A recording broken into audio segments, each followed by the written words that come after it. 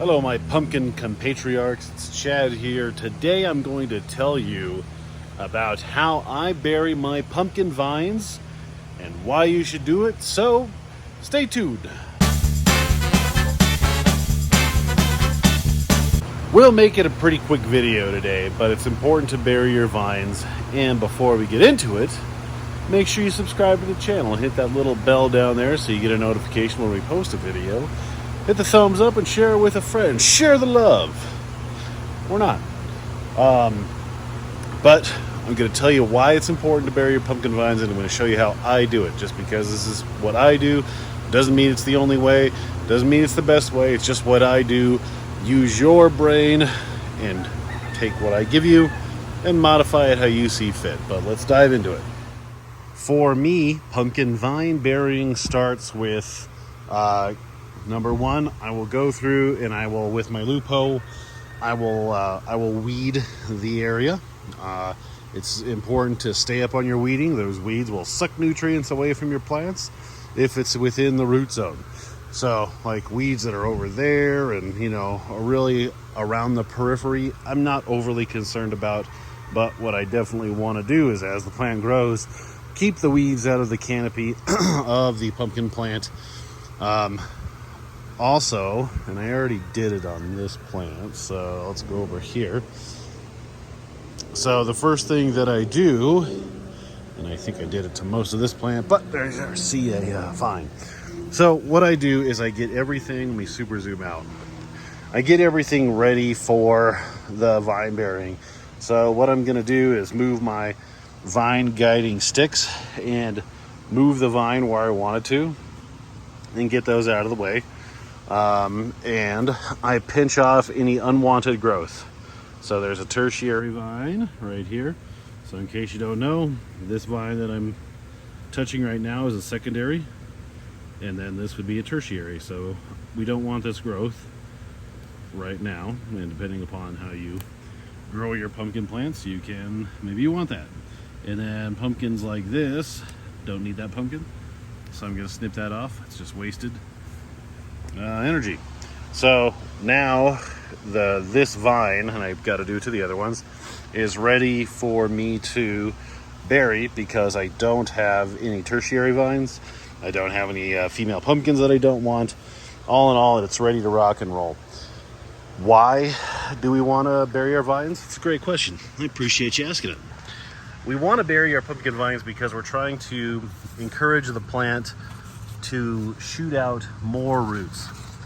So let's see if I can show you. Here is a good example.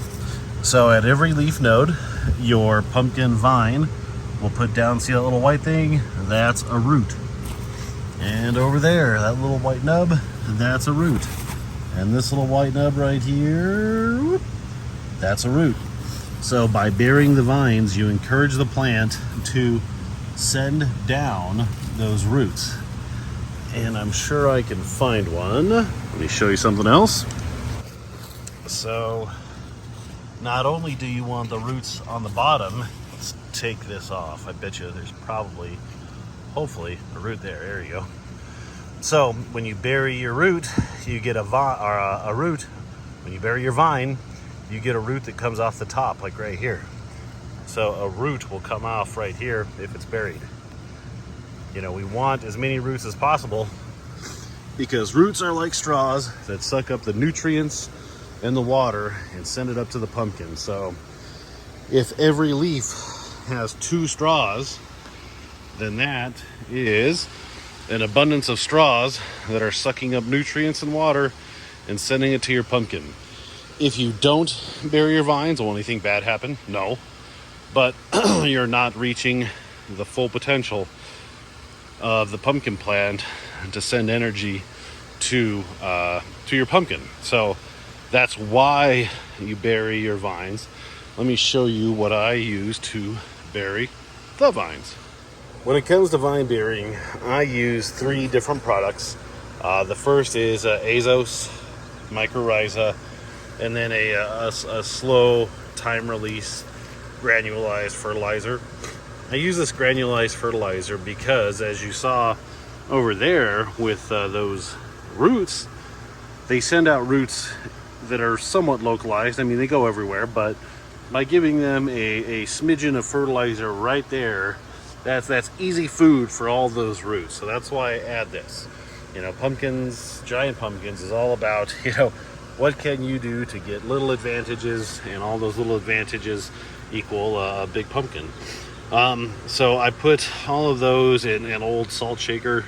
The tins looks like a little coffee cup, just because that makes it easier for me to sprinkle on. And let's go do that. Vine burying itself is a piece of cake. It just takes time. So it's important to do this at least once a week. Twice a week would probably be better. Some leaf burn here, because so you can see I have 1, 2, 3, 4, 5, 6, 7 nodes that I need to catch up on, and getting that node back there is going to be a little bit of a pain. So it's really simple. I take my azos and I sprinkle it on as far as I can get,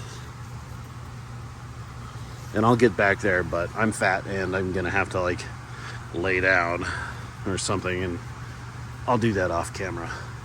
So I'm just getting it on the nodes, I'm getting everything on the area, putting it in direct contact, except the fertilizer itself. I don't want that on the leaves at all.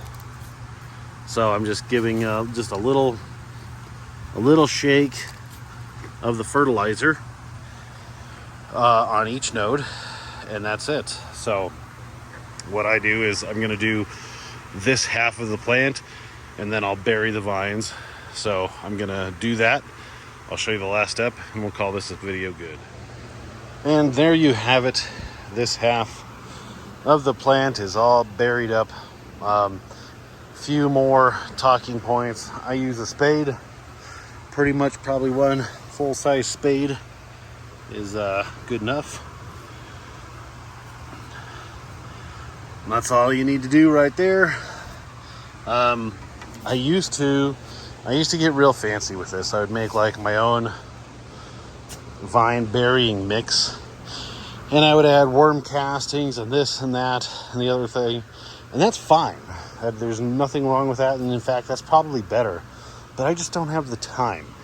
And what I've learned over the years is that it's better just to do this than not do it. So even if you don't put down any of those 3 things that I put down, just bury your vines. It's worth the effort. Like that pumpkin that was almost grown in this spot right here last year, Miss Juana, you know, if I had buried the vines on that could have been a 2,000-pound pumpkin.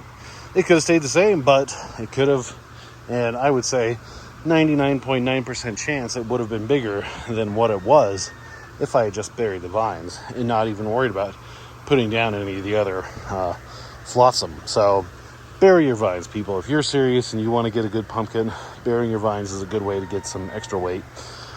And then when it comes to burying the vines themselves, don't worry about being like super duper careful. I used to do it with like a little garden trowel, and I'd very gently move the flower around. Now I just bury it. It'll pop up. I can throw some on the leaves. Your vines in there, your tendrils that are buried, I mean, just as long as you're not going like overboard, all of that stuff will pop through the dirt, and it's not a big deal. Again, just bury your vines. So I have got more vine burying to do on this one, and that one. So enough talking to you. I've got to get to work. Hopefully you found this video helpful. If you have any questions, comment down below, share it with a friend. Get out there and bury your vines. See ya. One last thing, wait, don't leave yet. One last thing. When it comes to soil, get your soil from over here. Do not dig up soil right next to your plant. Roots are right here. Take your shovel that has a 4-foot handle, get your soil from 4 foot away from the plant, and then bring it over here. Do not dig up soil right around your plant, because you have lots of roots right there. You don't want to mess with those. Soil over here, good for root bearing. Soil over here, bad for vine bearing. Good, bad, barrier tines. Now that's it.